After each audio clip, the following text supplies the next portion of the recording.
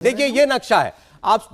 आपने हथनी कुंड बैराज इतनी बार सुना होगा, देख भी लीजिए। ये है बैराज, ये आप ऊपर से लिया गया इसकी तस्वीर है। ये बैराज है, ये यमुना नदी पीछे से आ रही है और ये यमुना नदी का सामने का नेचुरल फ्लो का रास्ता है, यानी इसी ओर नेचुरली वो फ्लो करेगी। अब इसके साथ आपको दिख रहे हैं ये दो चैनल, ये दरअसल नहरें हैं। एक ये नहर है, ये ईस्ट कैनाल है, और ये दूसरी नहर है, ये वेस्ट कैनाल है। इसका पानी हरियाणा की तरफ जाता है और इसका पानी यूपी की तरफ जाता है, सहारनपुर होते हुए।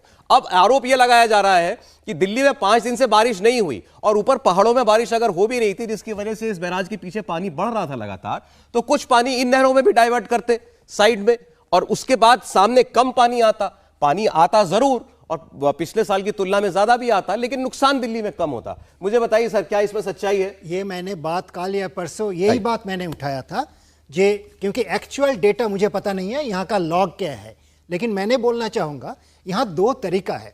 एक तो जो हथनीकुंड बैराज का जो फ्लडगेट्स एंड स्लुइस जो कंट्रोल होता है, उसको हर चीज़ लॉग बुक में नोट किया जाता है, तो लॉग बुक को सही चेक किया जाए। और यदि किसी को लॉग बुक का रिकॉर्ड पे भी संदेह है, तो भारत में नेशनल रिमोट सेंसिंग सेंटर है, जिसमें हर एरिया का हाई रेजोल्यूशन सैटेलाइट इमेजरी मिलता है और वो सरकारी है, तो वहाँ से चेक किया जाए, क्योंकि ये बहुत सीरियस मामला है।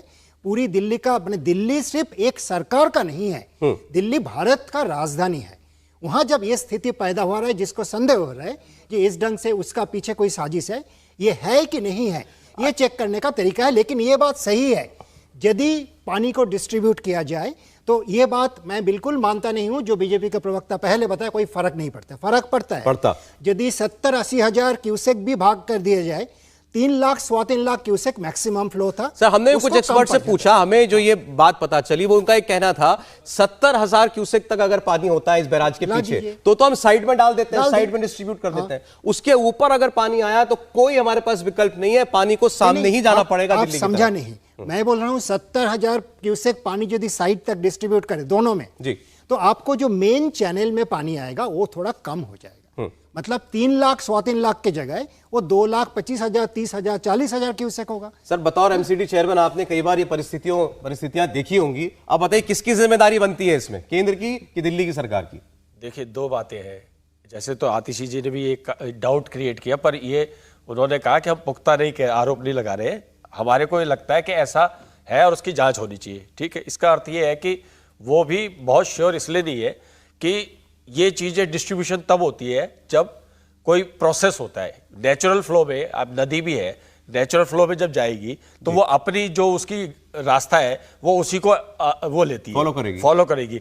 लेकिन विशेष परिस्थिति में आप उसको, ये बाकी स्टेट्स में भी होता है, जब बाढ़ आती है तो उसको जो है कैनल के माध्यम से उसको डिस्ट्रीब्यूट किया जाता है। यहां 2 बातें हो सकती है।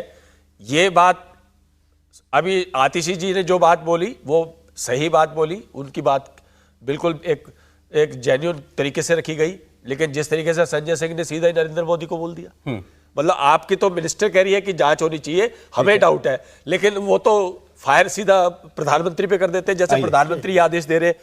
दूसरी बात इसमें, रीना जी, इसका उत्तर एक बार आप दे दीजिए। आतिशी जी ने, अभी आपने भी सुना, उन्होंने कहा हमें डेटा प्रोवाइड कराए, पता चले कि आखिर कितना पानी रिलीज किया गया किस किस तारीख में। लेकिन आपकी पार्टी तो सीधा इल्जाम लगा रही है, सीधा कह दिया गया कि ये साजिश है दिल्ली को डुबोने की।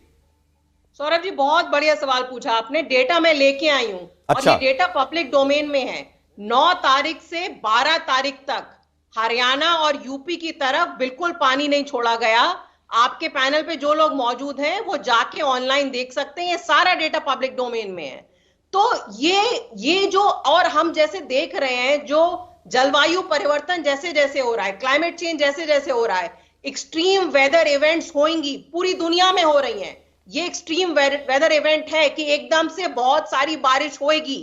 अगर आपका कोऑर्डिनेशन अच्छा नहीं होगा, डिजास्टर मैनेजमेंट अच्छा नहीं होगा, आज जो दिल्ली के साथ हुआ है किसी भी और जगह पे हो सकता है। मैं आपको कोऑर्डिनेशन की भी तस्वीर दिखा देता हूं, दिल्ली वाले भी देखें। दिल्ली पानी में डूबी है ना। मैं आ रहा हूं आपके पास गोयनका साहब, बस मुझे 30 सेकंड दीजिए। अभी देखिए आज दिन की तस्वीर जरा। एलजी साहब, सीएम साहब, दिल्ली के कैबिनेट मिनिस्टर एक साथ मीडिया के सामने आए थे ये बताने के लिए कि हम काम पे लगे हुए हैं और हम जल्द से जल्द राहत देंगे। क्या हुआ जरा मीडिया के सामने कैमरों पर देखिए, सुनिए।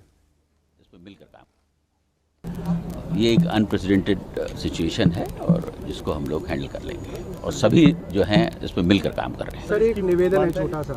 सर रात को भी मैंने कई ऑफिसर से स्पेसिफिकली रिक्वेस्ट की कि एनडीआरएफ को बुलाइए, बट सर वो माने नहीं रात को। अब आई है एनडीआरएफ, थैंक यू है, बट सर रात को आ जाती तो बेहतर हो जाता सर।